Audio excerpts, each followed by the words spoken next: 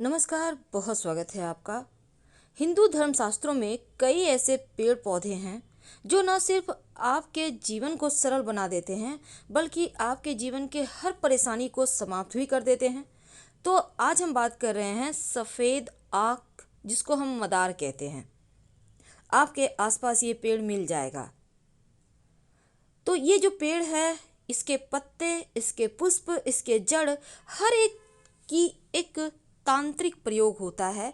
टोटके किए जाते हैं जीवन की परेशानियों से मुक्ति पाने के लिए, धन आने के लिए। वैसे तो कई बार लोग कहते हैं आक का पौधा विषैला है।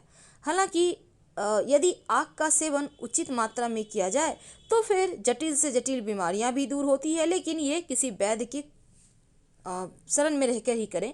वैसे अपने मन से कोई भी काम ना करें, लेकिन आज जो हम उपाय बताएंगे, टोटके बताएंगे, उसको आप कर सकते हैं। कहीं उससे कोई हानि नहीं होगी। शास्त्रों के अनुसार आक के पेड़ की पत्तियों को अगर घर के मुख्य दरवाजे के बाहर टांगा जाए तो उस घर पर, उस परिवार पे सदस्यों पर हर बुरी नज़र, दोष दूर रहता है।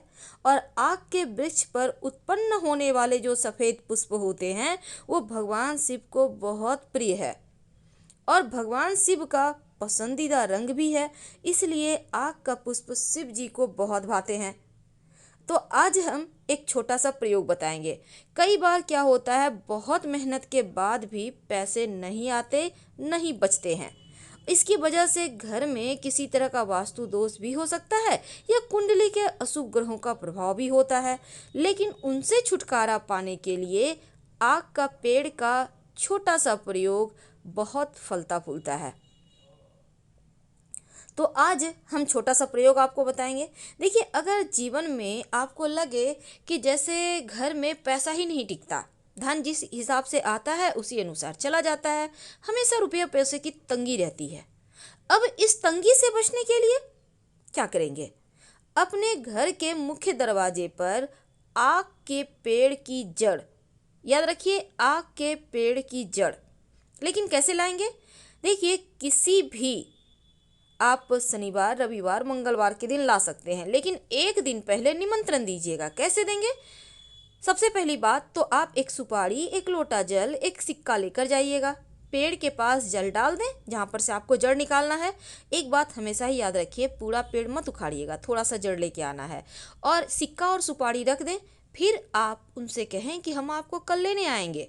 इसके बाद अगले दिन सुबह जाइए, थोड़ा सा जड़ निकाल कर ले आइए, उनको प्रणाम कीजिए। तो जब आक का पेड़ का जड़ आप ले आए, तब नीले कपड़े यानी ब्लू कपड़ा में लपेट कर अपने घर के मुख्य दरवाजे पर टांग दें, लटका दें। ऐसा आप चाहे तो नीला धागा भी इस जड़ के ऊपर से बांध के लटका सकते हैं।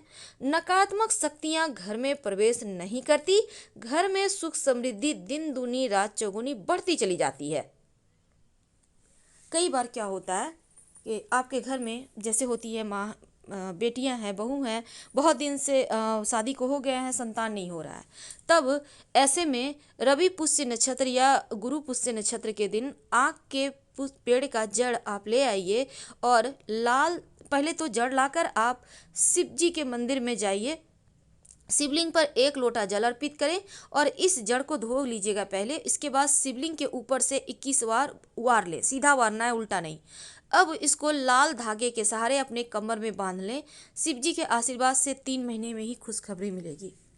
तो एक छोटा सा प्रयोग है, इसको जरूर करें। अब हम बात करते हैं धन की। कई बार क्या होता है ना, आपके बरकत रुक जाती है, सारे काम बिगड़ने लगते हैं। तब एक छोटा सा काम करें, आक के पेड़ की जड़ थोड़ा सा ले आइए। अब लाकर गणेश जी के सामने रखें, धोकर रखिएगा। अब पूजा के बाद इस जड़ को अपनी तिजोरी में रख दें। जो भी धन की बाधाएं हैं ना, वो समाप्त हो जाएगी। वैसे सफ़ेद आक का ज़्यादा महत्व है क्योंकि इसका प्रयोग तंत्र विद्या में भी होता है। इसमें जो पुष्प होते हैं ना, अब देखिए जड़ से निकलने वाले जो दूध होते हैं वो भी बहुत सारे जीवन के परेशानियों को दूर करने वाले होते हैं। अगर शुभ मुहूर्त में, जैसा हमने कहा कि मंगलवार शनिवार के दिन ये प्रयोग करें तो ज़्यादा अच्छा है।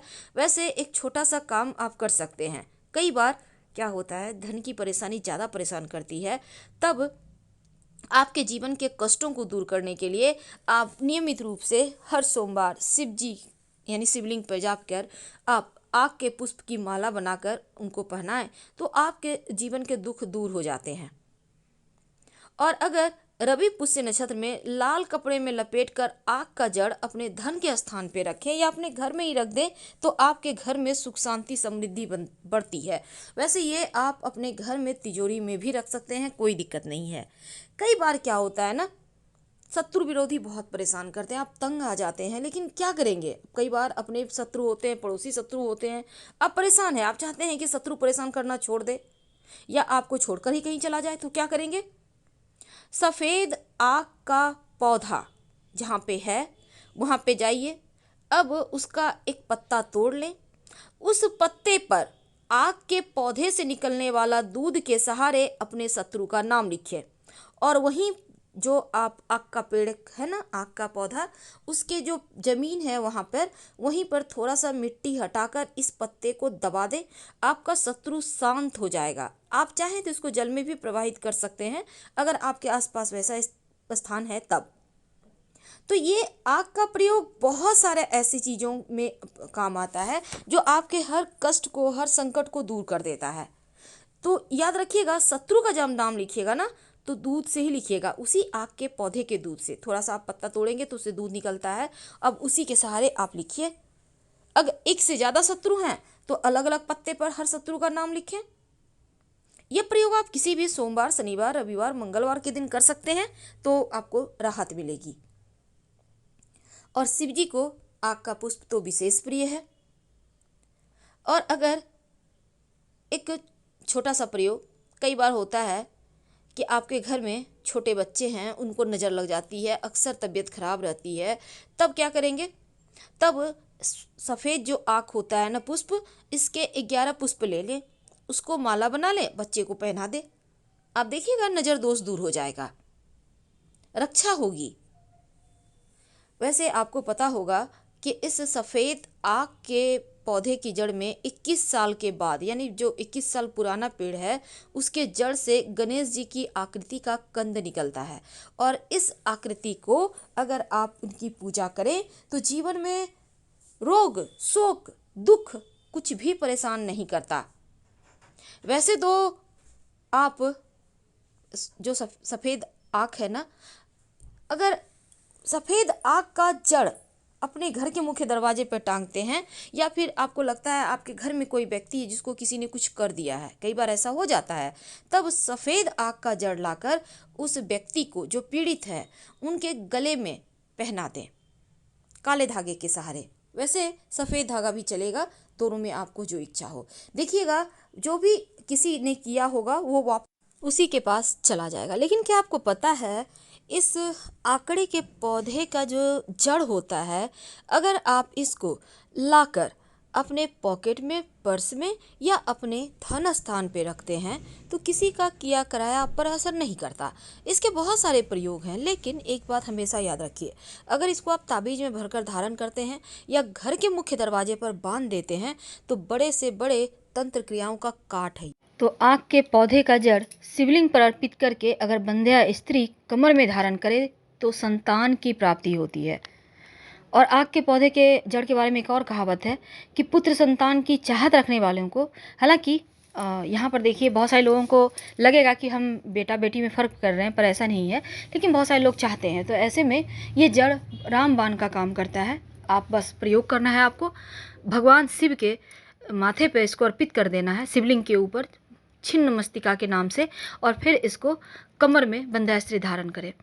इस बात का ध्यान रखिए कि पूरे 3 महीने तक खुलना नहीं है, खुल जाए तो फिर से बांध लें। एक्स्ट्रा थोड़ा सा बेडरूम में रखें, तकिए के नीचे बेडरूम में थोड़ा और एक्स्ट्रा रख लें, यानी कि जैसे ये जड़ कम ना पड़ जाए। इस बात का ध्यान रखिएगा, क्योंकि ये जड़ आपके जीवन की हर मुश्किलों से आपको बाहर निकाल तो फिलहाल हम आपसे विदा लेते हैं। जानकारी अच्छी लगे तो लाइक कर सब्सक्राइब जरूर कीजिएगा और कमेंट में हर हर महादेव लिखिएगा। वैसे ज़्यादा जानकारी प्राप्त करना चाहते हैं तो आप हमारे वेबसाइट पर आ सकते हैं। वेबसाइट का लिंक आपको डिस्क्रिप्शन में मिल जाएगा और आप चाहें तो गूगल पर भी सर्च कर सकते हैं granddharmasarmag.com। और वेबसाइट पूरी तरह से आपकी अपनी भाषा में उपलब्ध है। आप किसी भी भारतीय भाषा में वेबसाइट का आनंद उठा सकते हैं। बस आपको करना ही है कि वेबसाइट पे आइए, दाहिने साइड ठीक ऊपर में सर्च लैंग्वेज लिखा है, उस पर टच कीजिए और अपनी भाषा में इस वेबसाइट का आनंद उठाइए। धन्यवाद, हम फिर मिलेंगे।